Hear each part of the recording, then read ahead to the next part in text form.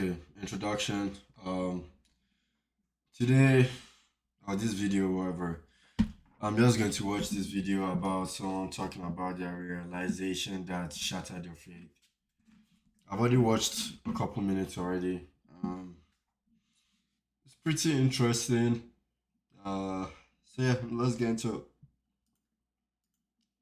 my surprise, they had already developed rehearsed responses to some of the problems I pointed out, including the three red flags I mentioned. You don't know Gary Young. How can you say he didn't experience the miracle I know he did? You're really going to cast doubt on someone else's experience with God and then call me a liar? The people who left the company and criticize it now are just people who failed to make it work for them because they didn't work hard enough. It's their personal failure, not the company's, and all their talk of abuse is just false. They're just lying because they're bitter about their own failure. Yes, the company does contradict medical science because organizations which rely on medical science, like the FDA, only exist to suppress and persecute people who have the truth about good health because they can't make a profit off that truth. At the time, I was close to completing my degree in psychology, and what I heard seemed to rely on common cognitive heuristics. Miracle stories are emotionally captivating. They easily grab your attention, and for a lot of people, inspire a very pleasant sense of awe and hope. Also, if the teller of a miracle story cites your religious system as its cause, you're not only more likely to believe it, but also to attach the miracle story to your sense of identity. The miracle belongs to a religious system, you belong to the religious system, so you and the miracle story belong together. Which means believers in that miracle story take any questioning of it as a personal insult. Further, a true... I can't remember. There was a saying a good friend of mine mentioned. I need to find it. Yeah, he said this world is a world of thieves. So right now, that guy just said something about how when you say a miracle and you say, "Oh, this is my religion and this is the miracle I experienced," people in that same religion that are still struggling to pick a side hear that miracle and hear that, "Oh, we are practicing the same religion," and it gets to them, you know. So imagine someone like me now that has kind of figured out that, all right, I'm better off just lying and saying I experienced a miracle and pick a religion just to attract people in it. And that's why I'm very big on, like, as a pastor, right? And I'd love to have people join me, like collab, or I don't know collab, just talk, man, debate. But what was I going? This is why I'm big on saying like pastors, right? If I was to be a pastor, at least a very, very good pastor, the idea in my head or the last thing that I should really be showing is me being rich.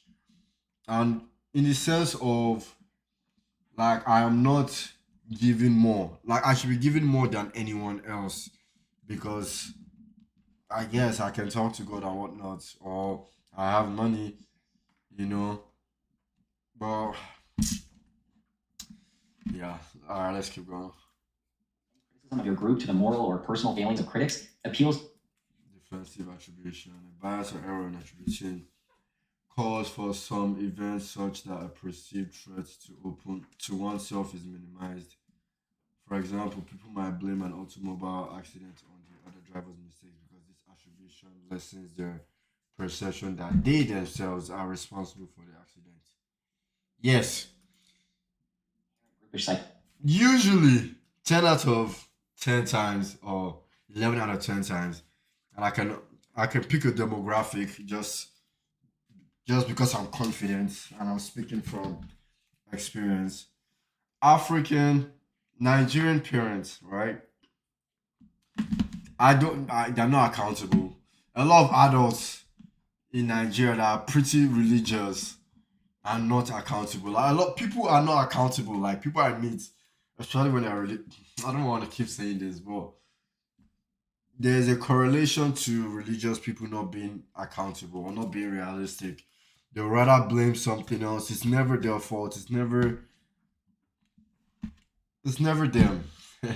Like the idea of saying, "Oh, because you're not Christian, right? You're going to hell." Like it's legit. I didn't believe it that it's like it's a rule. It's like I couldn't believe it, but it is. When if you're not religious, you're condemned as you're doomed to hell. That's it. Point story blank. It don't matter if you're born in a non-Christian home. You're born, boom. to hell. No, that way, yeah. Then make a left here. That's hell. You feel me? All right, let's keep going. All people knowledge give the in-group a feeling of unique importance and control, attacks the in-group and smears the out-group. Finally, claims of special knowledge give the in-group a feeling of unique importance and control, a reassuring feeling, especially for those with difficult and confusing medical issues. Persecution narratives are also powerful tools for group protection and proliferation. As I've discussed in previous videos, sociological research points to the idea that in-groups often see persecution as a sign that they are doing something right. Plus, All right, I'm Christian, and the rule is if you're not Christian, you're in hell. Since I'm Christian, I feel pretty fucking good. And I don't want to keep not even Christian, just a religion. Yeah, let's. I'm not attacking nobody. I'm not attacking anything. Just the problem. What is my problem? Ban organized religion. Ban organized religion. Like goddamn. more likely to believe outlandish claims if they perceive those making the claims as willing to make or believe those claims, even if it costs them. I began to see these ideas as unique in what they added to the belief system. They simultaneously lowered the likelihood that the belief system was true, as miracle. I like what he calls it. Instead of banning organized religion, we could just call it a belief system. I don't want to be this guy. I'm angry. We're all gonna die. And honestly, since there's the internet, I'm just like, maybe making this video and all. That's why I don't have any expectations or goals per se. But I'm really at peace dying because now I know this is there. Like it's on there. Like I don't. No one has to speak for me. I speak for me. You speak for you. You feel me? So with the internet, and knowing that we're all going to die, I'm happy to just leave this on the internet looming. Let the internet do its thing, wherever it is. I feel good. I feel better. At least I'm trying to feel good. These are complex events with a low likelihood, and made the belief system more convincing. I started thinking of these ideas as what I then called thought traps, because they circumvented rational thinking in order to help a belief system reproduce or retain its believers. So I tried explaining this to those I knew within the company. I tried to make the point that the narratives of this company were identical to those used by harmful cults and simply preyed on the innate heuristics of human cognition. It's a cult, man. I can't remember. I seen something on TikTok that said religion is like is like an overpopulated cult. Like it just got so popular. It's like a very very popular cult. I can't remember how they put it, but it was pretty interesting. Okay, let's not get distracted. But yeah. Manipulate people. This was even true of their rehearsed responses, which they had heard from others in the company and just repeated. This did not get through to them, unfortunately. Only later did I come to understand that they didn't necessarily deny that these things were identical to what other manipulative groups say and believe. They simply chose to believe that this was coincidence, and that the truth sometimes looks suspiciously like manipulative lies. News media companies are particularly well aware of human biases, especially in their own viewer or reader base. They'll disproportionately publish stories which confirm their base's political bias because their base is more likely to engage with stories like that. This causes a problem for those of us who want to actively challenge our biases when reading the news. Which is why I'm happy to have Ground News as today's sponsor once again, because it's really the only tool out there, as far as I can tell, that makes it easy to call out bias in the media and in ourselves as readers. So go to ground.news/skeptic or click the link in the description and comment to try it out. This is this October channel. 15th and you'll get 30% off unlimited access. Blah blah blah. Okay, now back to the video. Yeah, Fast forward I don't to know how months this shit later, works. I had Man. begun questioning my Christian faith. My faith was definitely still there, but I did have some doubts. Many of you already know several philosophical questions I began wrestling with at this time. One of them was, is the following a good resolution to the apparent contradictions in Christian doctrine? God's ways are higher than ours, so we shouldn't expect to understand him. I thought, no, because as I've discussed in previous videos now, if God's ways are beyond human understanding, then it's not only that we can't question God at times, but that we can't understand God at all. Yeah. This defense ultimately contradicts the ideas of believers who use it, even if it might momentarily make their beliefs more convincing by circumventing. Can I say something, guys?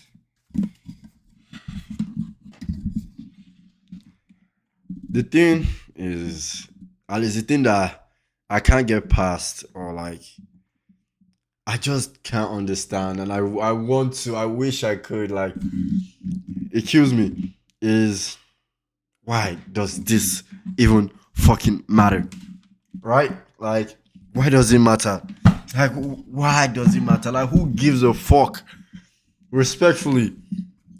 Like, no one is asking, Are you okay? I'm asking you right now. Like, are you okay? But no, God will do it. It's all love, dude. Clearly we're very this civilization that we're in, or human or whatever. Like, yeah, there's still lots of work to be done, but we're making progress. Honestly, I can't imagine, without religion as a solution. We're having wars apparently every goddamn freaking day for no goddamn reason. So, maybe I'll have been a killer without this in my childhood and my upbringings. Without this moral compass, if we want to call it that. Um, yeah, I can't talk to God. No, I can't. I can talk to myself, and that's as close to God as I can really get. And if I want to get any closer to God, is by talking to people too. Connecting with the people that we can actually see, the people we can actually touch, people that we can actually like hear. It's not Tooth Fairy. Sorry, not Tooth Fairy. It's not Santa Claus. No, bro. It's not God. All right. Wait, I thought. Is this a thought trap like the company uses? Yeah, I mean, it does exactly the same thing. It doesn't actually answer the question of why God does certain things, and even undermines any statement that God does do any specific thing. But if believed, it prevents the person who holds it from leaving the larger belief in God. It can even be used to blame rational questions about God on the ignorance and weakness of the person asking questions. Basically, it's a feature that, if added to a belief system, prevents those inside the belief system from discarding it when valid questions or criticisms are present. The only value it added to the belief system was a greater ability to replicate and retain its adherents. This was huge for me. Hmm. Thinking about this now, I hear a lot. I don't know if anyone knows, but hopefully you do. You can go look it up. Plato's cave, allegory cave.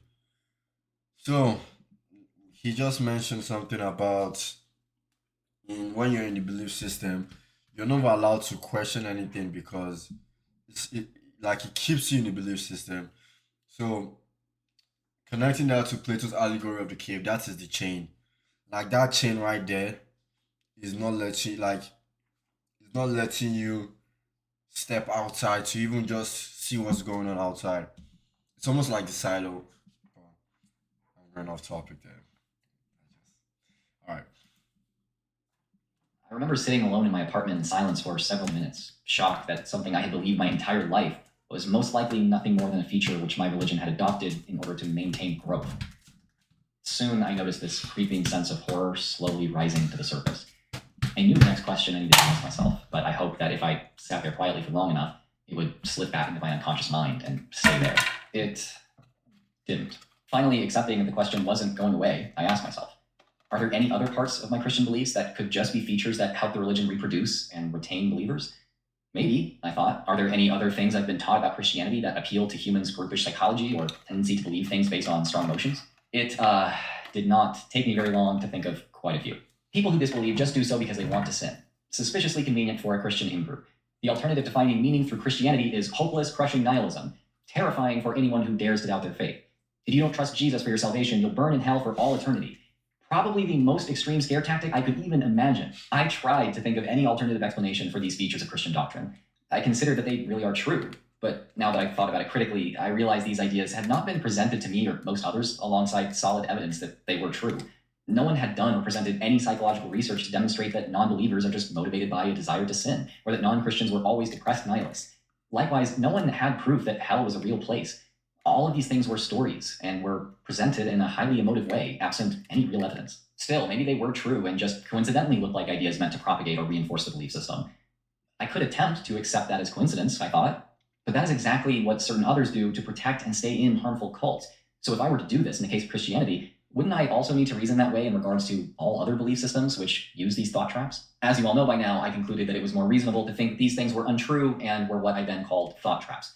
Since this happened several years ago, though, I've learned that I was not the first to come up with this notion of ideas which simply exist to reproduce themselves and whatever belief system they're attached to. There's actually a whole psychological theory related to this, which has existed for decades: memetics. The original definition of meme is something like a unit of cultural information which replicates through transmission from one mind to another. I think he started cooking. Sorry, guys. Or what I then called thought traps.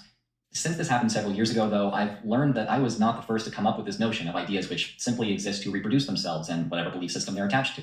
There's actually a whole psychological theory related to this, which has existed for decades: memetics. The original definition of meme is something like a unit of cultural information which replicates through transmission from one mind to another. Basically, it's an idea, belief, or behavior which spreads through imitation. A meme is to culture what a gene is to an organism. Just as genes replicate themselves, interact with their surrounding organism and environment, are subject to selection pressures, and evolve, so do memes. The development of the hell meme is a good illustration of how religious memes can evolve, I think. As far as scholars can tell, the earliest Jesus followers and Jesus himself, being Jews, probably did not believe in an eternal afterlife. They were apocalypticists, people who believed the world was ending very soon and that God would judge everyone according to their righteousness. The righteous would enter God's earthly kingdom, and the unrighteous would be annihilated forever in a fire. This would definitely motivate a Jewish person to take the religious movement seriously, helping the movement spread within Jewish culture. After several decades, though, the end hadn't come, which acted as a selection pressure on the meme. Lucky for its survival, it had spread to some Gentiles by this point, where it merged with a meme from Greek culture, that being the idea that people are rewarded or punished after death according to their virtue in life. This version of the meme wasn't just for Jews. Rather, it posited that God's judgment applied to everyone, and the punishment for unrighteousness wasn't annihilation, but eternal torture in a fiery afterlife. These two changes to the meme undoubtedly helped it reproduce faster than ever. It was now for anyone of any nation or culture, and it upped the stakes for those who adopted it. As bad as annihilation by fire sounds, eternal conscious torment is much worse, so those who believed it were extraordinarily motivated to spread it. Thus began a meme that would propagate for millennia. Now, a lot of you have probably heard something like this before. It was Richard Dawkins, after all, who created the term meme in the first place.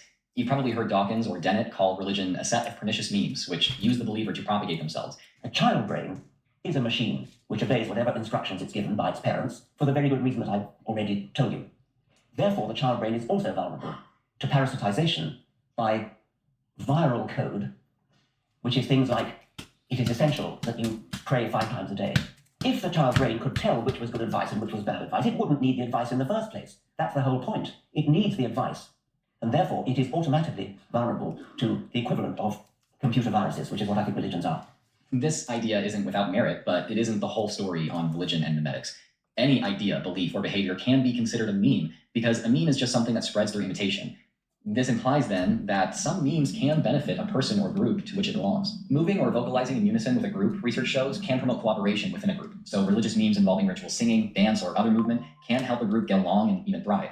The scientific method could even be considered a meme, and the power it gives a culture to produce all kinds of tools drives its reproduction. The point is, memes should not be understood as parasites feeding off a host, but rather as units of cultural information which can affect their carrier in any number of ways. The memes I spoke about in my story, or thought traps as I called them, were some which happened to reproduce by circumventing reason and triggering emotionally motivated thinking. These memes I'm happy to call pernicious because they motivate people to act out of fear or hatred rather than rational thought. Although memes like this absolutely can and do arise organically, they can also be created by con men looking to manipulate others. Seeing that the Christianity I was raised to accept and spread to others could be so well explained as a result of memetic evolution dealt a crushing blow to my belief that Christianity was divinely inspired. If God inspired this doctrine to be written down in the first place, why did it look like a collection of some of the most successful memes from various philosophical and religious traditions all packaged into one? Why did God's moral reasoning look so similar to the groupish moral reasoning of men?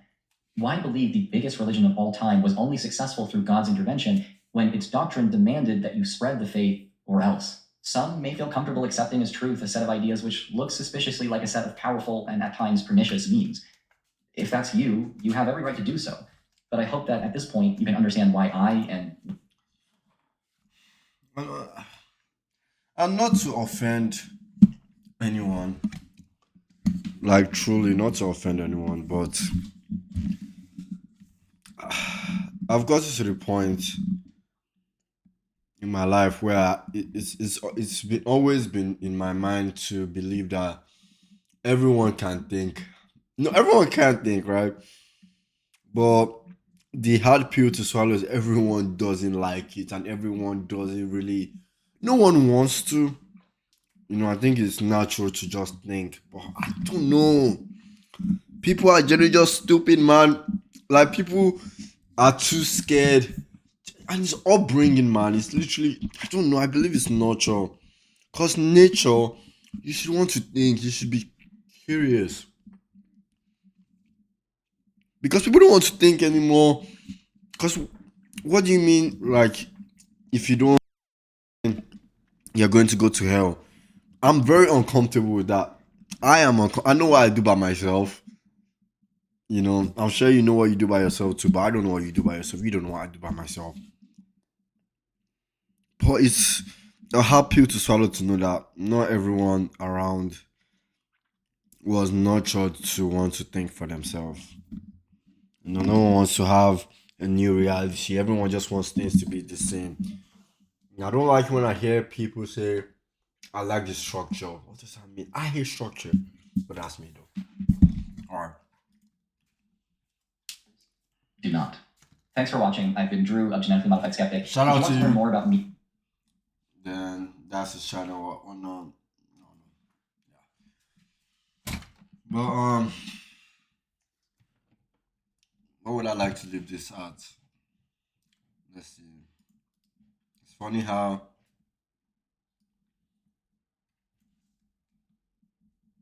I was actually looking at.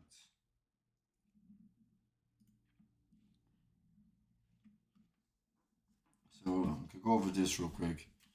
Where did this start from? So I'm just like I'm noticing a pattern when it comes to conflicts. Why can't we as humans just avoid wars? For example, racism. Then example the Nigerian Biafran war, which makes no sense because every Nigerian still found a way. Everyone is Nigerian and still found a way to war. Religious war, eschatology, things like ISIS, Boko Haram. What do they have in common? Um, AI is not really real or anything. AI is what's inside you already. You know, just helps you explore ideas and that. So, because at the end of the day, it's just numbers. It doesn't actually have. It's not smart.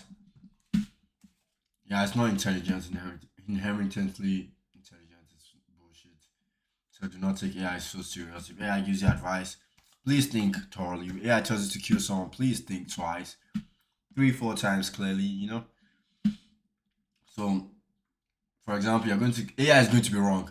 That's why I like AI isn't always right. That is the message. All right. So